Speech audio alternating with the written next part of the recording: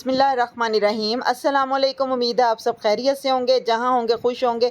गर्मी की शिद्दत बहुत ज़्यादा है। आज मैंने तोतों को रखा है अंदर कमरे में, क्योंकि आज दोपहर का टाइम है। मैंने रात को ही अंदर ले आई थी, शाम के 4 बज गए हैं। ये मैंने चाय पकने के लिए रख दी है। हस्बे मामूल शाम के टाइम टी टाइम होता है। और ये कप मेरा, आमिर का और बाजी का, ये हम चाय बनाने के लिए रखे हुए हैं। चाय तकरीबन तैयार है। बर्तन दोपहर में गर्मी बहुत थी, मैं धो नहीं सकी, इसलिए अभी तक बर्तन पड़े हुए हैं। बाहर जा रहे हैं सेन में। आज आंटी आई थी कपड़े धोने के लिए, तो ये देखें माशाल्लाह कितने सारे आज कपड़े धुल गए हैं। कुछ सूख गए हैं, वो मैंने कपड़े उतार लिए थे। बाकी ये मर्दाना कपड़े अभी कुछ गीले थे, तो मैंने तार पे ही इनको रहने दिया है। ये हसान की साइकिल खड़ी है, जो कि फॉर सेल के लिए मैंने रखी हुई है, क्योंकि अब माशाल्लाह हसान बाइक वगैरह चला लेता है। इसलिए मैं ये सोच रही हूँ कि इसको मैं सेल कर दूँ। हसान तो अभी नहीं मान रहा, इंशाल्लाह वो भी मान जाएगा। कपड़े मैं कर रही हूँ तय, जो सूख चुके थे आपके सामने जो कपड़े, क्योंकि आज आंटी धो के गई थी, तो ये अब कपड़े तय हो रहे हैं। मैंने कहा साथ साथ इनको तय भी कर लें, क्योंकि गर्मी बहुत ज़्यादा है। जितना काम थोड़ा उतना आसानी से हो जाता है, ज़्यादा काम बढ़ जाए तो गर्मी की वजह से करना भी बहुत ज़्यादा मुश्किल हो जाता है। ये तकियों के जो मैंने गुलाब थे वो भी आज धुलाए थे। गर्मी की वजह से पसीना आता है सरों में, तो स्मेल भी आना शुरू हो जाती है। मैं तकरीबन हर धुलाई पर ये जो तकियों के उछाड़ होते हैं गुलाब, इनको मैं ज़रूर धुलाती हूँ, ताकि ये साफ़ सुथरे हो जाते हैं। क्योंकि वाइट कलर के हैं, तो इसलिए इन पर जो गंद होता है साफ़ नुमाया ही नज़र आना शुरू हो जाता है। आप भी जहाँ जहाँ रहते हैं वहाँ पे आजकल शदीद गर्मी की लहर आई हुई है। मैं न्यूज़ में भी पढ़ रही थी कि इतवार तक ये गर्मी इसी तरीके से शिद्दत इसकी बरकरार रहेगी।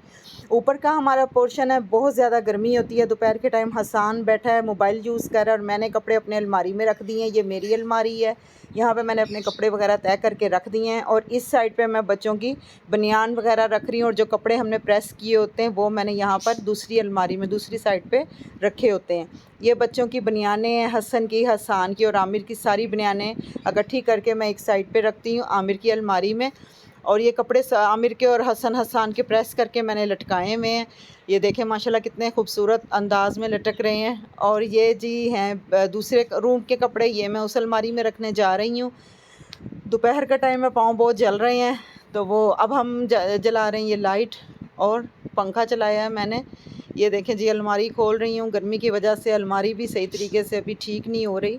अभी सारी अलमारियाँ ठीक होने वाली हैं। इस कमरे में गर्मी बहुत शदीद होती है, इसलिए अभी इस अलमारी की बारी नहीं आई कि इसको सही तरीके से सारा सेट किया जाए। जो मर्दाना कपड़े थे वो भी सूख चुके हैं, वो सारे मैं कपड़े अब उतार रही हूँ।